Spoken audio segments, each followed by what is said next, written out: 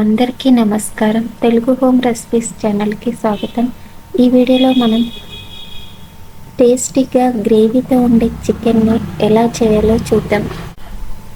చూడండి ఎంత గ్రేవీ వస్తుంది. దీనికోసం ముందు నేను పాన్ పెట్టుకొని కొంచెం ఆయిల్ వేసుకొని సన్నగా కట్ చేసుకున్న ఉల్లిపాయ ముక్కలు వేసి కాసేపు ఫ్రై చేసుకోవాలి.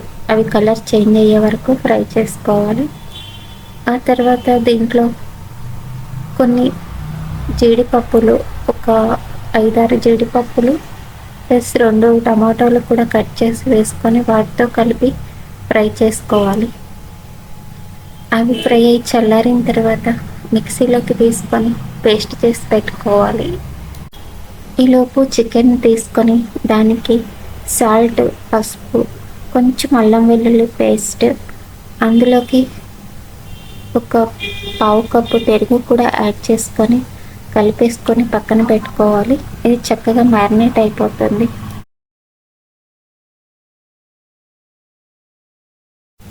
ఆ తర్వాత వేరొక ప్యాన్ తీసుకొని దాంట్లోకి మసాలా దినుసులు, బిర్యానీ ఆకు, చెక్క, లవంగం, పువ్వు ఇవన్నీ వేసుకొని వాటిలోంచి మంచి స్మెల్ వచ్చే వరకు ఫ్రై చేసుకొని మనం మిక్సీ చేసి పట్టుకున్న ఉల్లి టమాటో పేస్ట్ని ఇందులో వేసుకొని కొంచెం సాల్ట్, పసుపు, మనం ముందే దంచి పెట్టుకున్న అల్లం వెల్లుల్లి పేస్ట్ కూడా యాడ్ చేసుకొని మొత్తం ఆయిల్ పైకి వచ్చే వరకు ఆ పేస్ట్ని ఫ్రై చేసుకోవాలి. అవి పచ్చివాసన పోయే వరకు ఫ్రై చేసుకోవాలి. మనం ఆల్రెడీ చేసుకున్నాం కాబట్టి కొంచెం టైమే పడుతుంది. చూడండి, ఇలా ఆయిల్ పైకి వచ్చినప్పుడు మనం మ్యారినేట్ చేసి పెట్టుకున్న చికెన్ని ఇందులో కలిపేసుకోవాలి.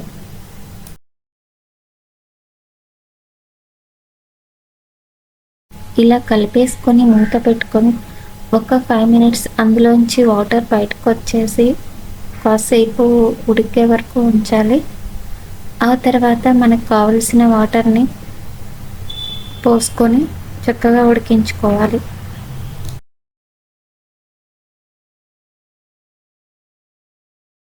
ఒక 5 మినిట్స్ తర్వాత ఉడుకుతున్న కర్రీలోకి టేస్ట్కి తగినట్లుగా కారం యాడ్ చేసుకోవాలి. ముందే కొంచెం యాడ్ చేసాము కాబట్టి నేను కొంచెం తక్కువనే యాడ్ చేసుకుంటున్నాను. చూసి యాడ్ చేసుకోండి.